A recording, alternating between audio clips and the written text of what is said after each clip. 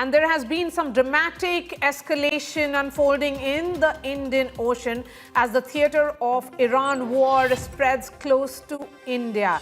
An Iranian warship has been sunk in the submarine strike by the US off the coast of Sri Lanka. Visuals on your screen actually show satellite imagery and stills of the Iranian frigate Iris Dena, which Washington says was destroyed by a torpedo fired from a US submarine. US Secretary of War Pete Hegseth has said that the operation is part of a wider campaign to neutralize Iran's military capabilities, claiming several Iranian ships have already been sunk and warning that this is a reality check for Iran.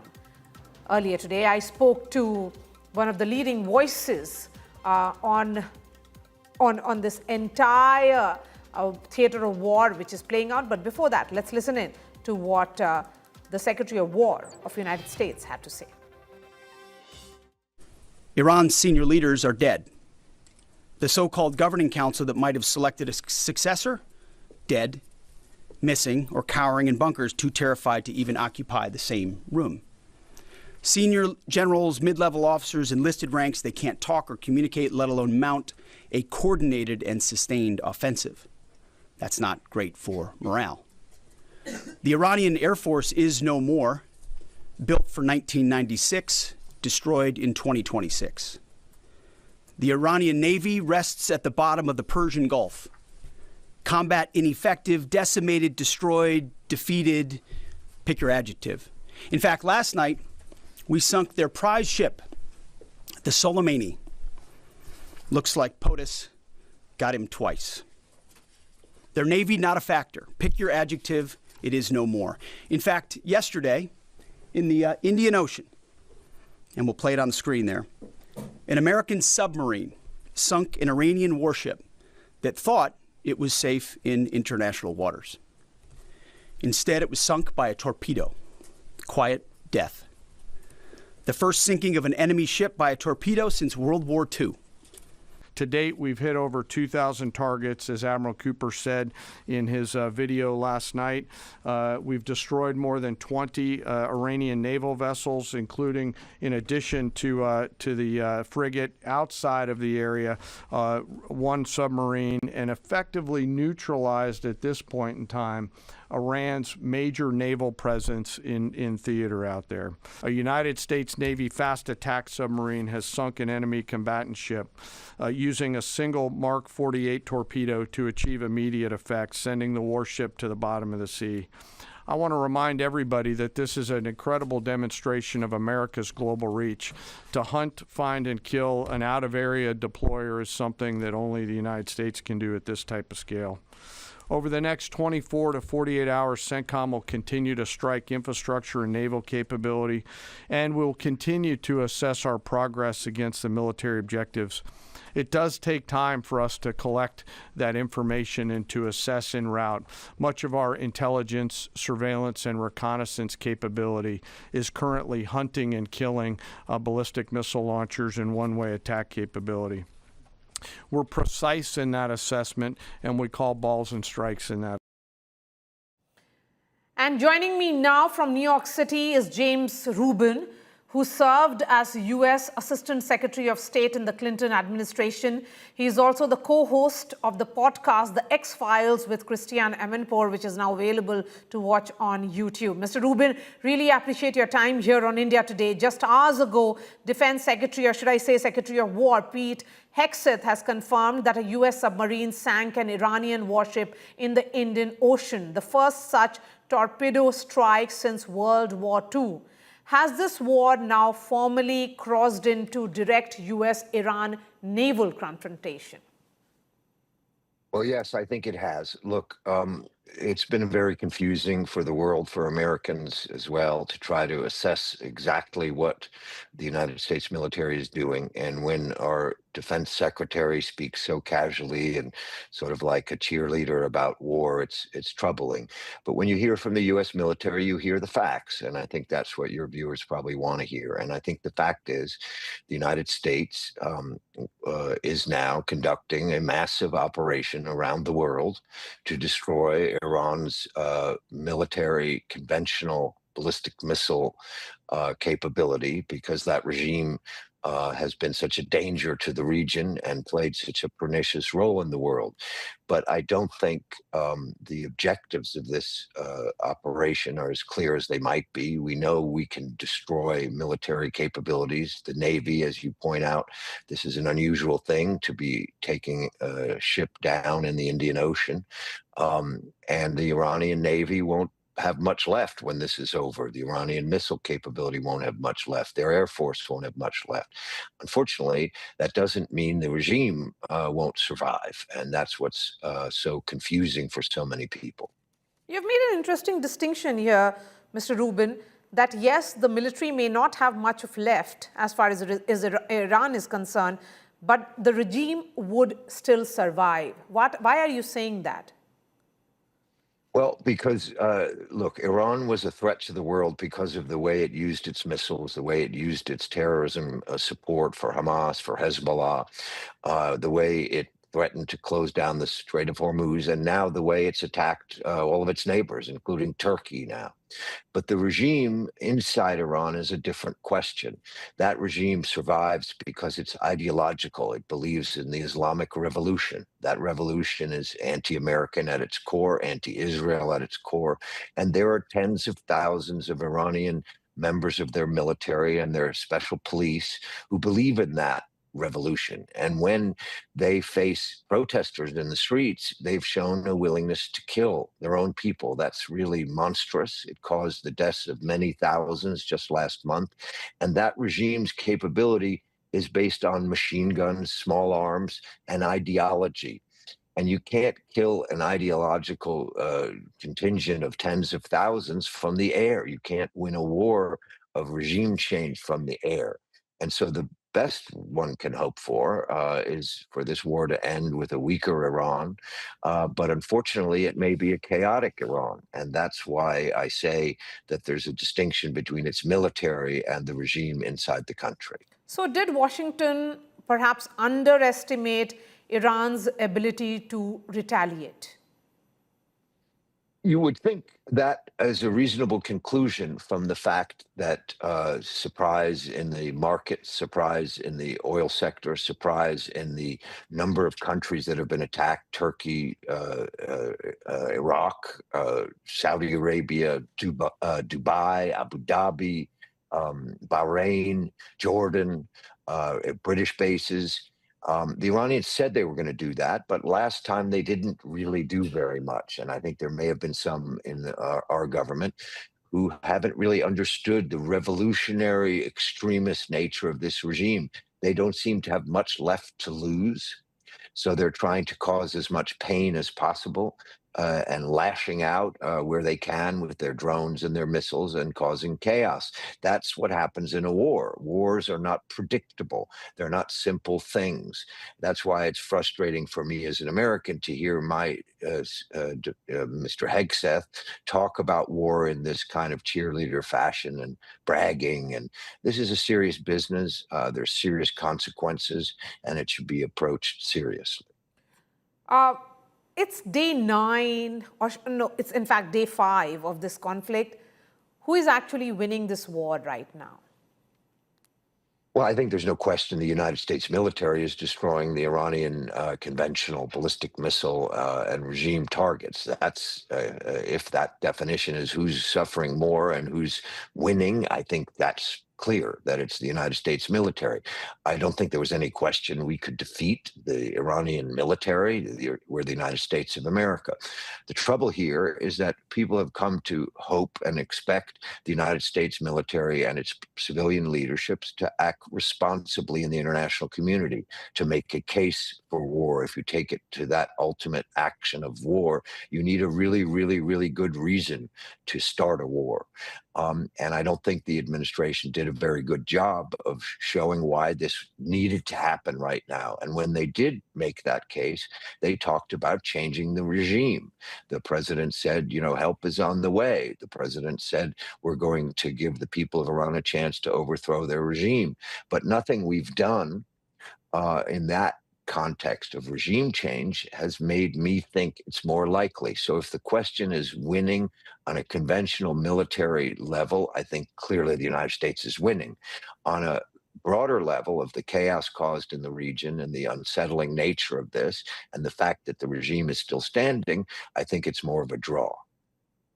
And isn't the US constantly shifting goalpost from preventing Iran's nuclear capability to simply degrading Iran's military and forcing regime behavior change?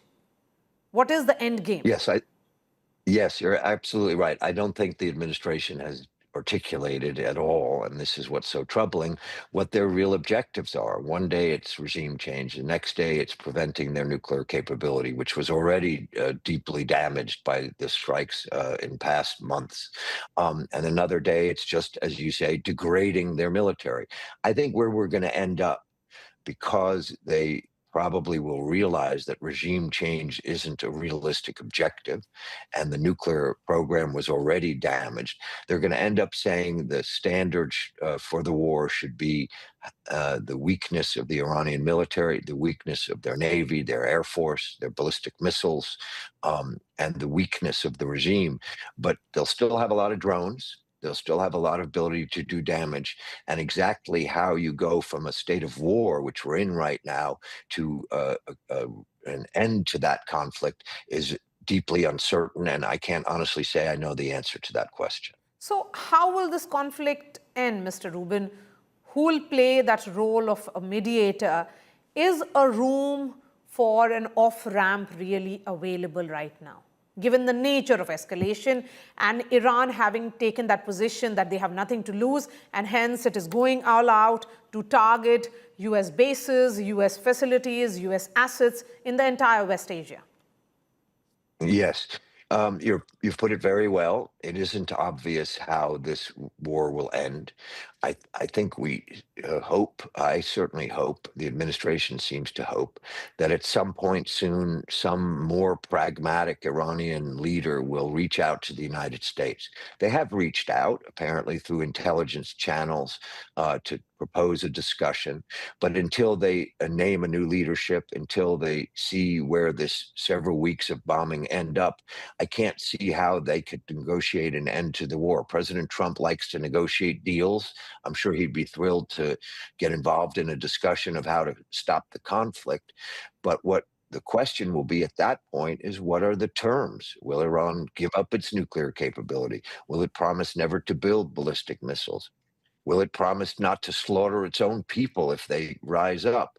Those are the hard questions that the administration is going to need to answer when it gets in a negotiation, which I expect to happen probably in several weeks. But this is going to be a long conflict. Okay, so you are sensing that even that negotiation will begin only after several weeks. So let me ask the last question, and this is coming after the Indian Ocean is now in this entire theater of war. Is this more of a might is right kind of a situation with no honor or respect of international boundaries? And every country will be forced to pick a side. I do think that you've captured one of the unusual qualities of this war. In the early days, European countries, Arab countries, they didn't agree with the United States' decision to go to war, so they didn't support it. They didn't provide bases. They didn't work together with the United States. But when Iran retaliated against Arab countries, when it struck Dubai, when it struck Abu Dhabi, when it struck Jordan, Bahrain, and now Turkey, and then those countries were forced to take a side, including the British, the French, the Germans, all of them now realize realizing that their best hope is to work with the United States to try to make sure the world economy continues to function as smoothly as possible so that the Straits of Hormuz don't become a complete dead zone. With respect to India and the concerns your people in your country have, look, it's a problem. Why the United States went off into the Indian Ocean and attacked this Navy ship is what happens when war expands. But I do think it would be helpful for the United States to consult closely with your government, with other governments in the region, to try to calm nerves and to make clear that the focus of their attention is not the Indian Ocean, but rather the Iranian military, and try to limit the scope of expanding of the war, which is expanding rapidly and troublingly and needs some diplomacy to minimize the concerns and instability. All right, James Rubin, former U.S. Assistant Secretary of State, thank you for speaking to India Today and joining us. Thank you. Earlier, I spoke to Houshang AmirAhmadi, who's the president of American-Iranian Council. Listen in to what he told me. I'm leaving you with this. Thanks so much for watching.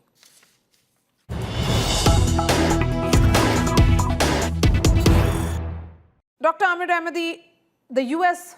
Defense Secretary Pete Hegseth addressed a press conference just a few minutes ago, and he has in fact confirmed that U.S.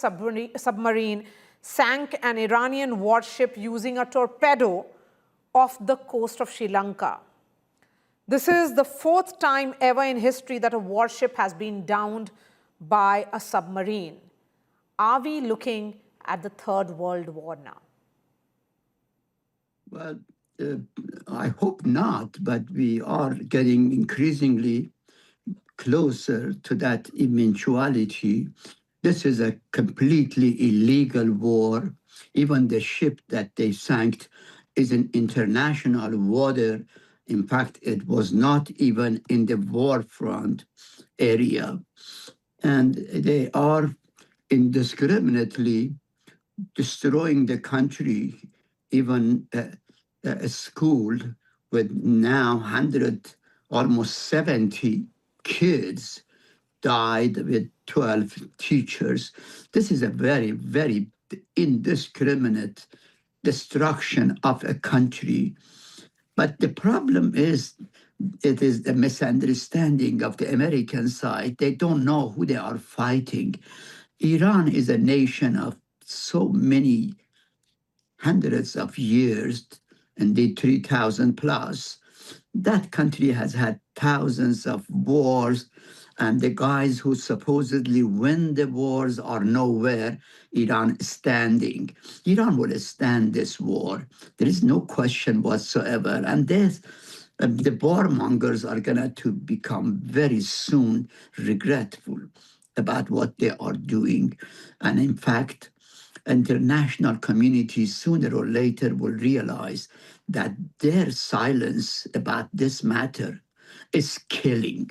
It is really bad. I think the international community hasn't as yet entered the scene with a loud voice, not just condemning, but go beyond that. Listen, this is the international relation, then God forbid what will happen tomorrow to other nations. Okay. Dr. AmirAhmadi, the United States is claiming that Iran's military capability has been knocked out. Yet Iran continues to strike US bases and target multiple assets of US across West Asia. What does that actually say about Iran's ability to absorb and respond to this attack? I would say Iran can absorb this war forever. Forever. Iran will never be defeated in this particular way. They can destroy the country. Iran is a country of 92 million, and they are largely nationalistic, patriotic. They are ready, prepared to fight to the last drop of their blood. So I think the Americans don't understand that sometimes bullet doesn't just work, that the war machines just don't work. They can destroy but they cannot annihilate. Mr. Trump just recently had a war against Iran just 7 months ago and claimed it has annihilated, destroyed Iran's capability for building nuclear weapons. Now they are going the second time saying they are there to do the same again. It just shows that that's not the way things work. War isn't a solution to the problem between US and Iran. They need to grow up, sit down, use diplomacy, and make peace.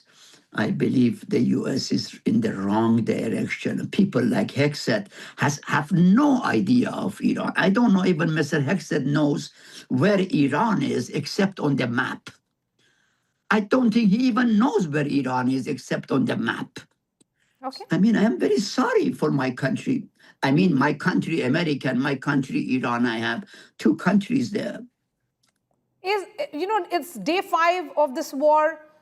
When will this war actually end is the big question. Will you be saying it'll take a few weeks or perhaps months or even years? And who will end this war? Well, first, there are several stages in the war. The war, in terms of the intensity that we see, it cannot last beyond 3 to 4 weeks. But that is going to be stage 1. The stage 2 of the low intensity, it will last for at least a year. And then, of course, comes the history of this, which will last for a very long time. American made a coup 80 years ago, back in 1953, in Iran, overthrowing a democratic government. Since then, for 80 years, Americans are paying the price. And they continue paying price. I don't know what Americans are after in Iran. Obviously, the administration doesn't know what it is after. This is an Israeli war. As one senator very openly called it, Mr. Netanyahu has put a leash on Mr. Trump's neck and is dragging him to here and there, and including in this war.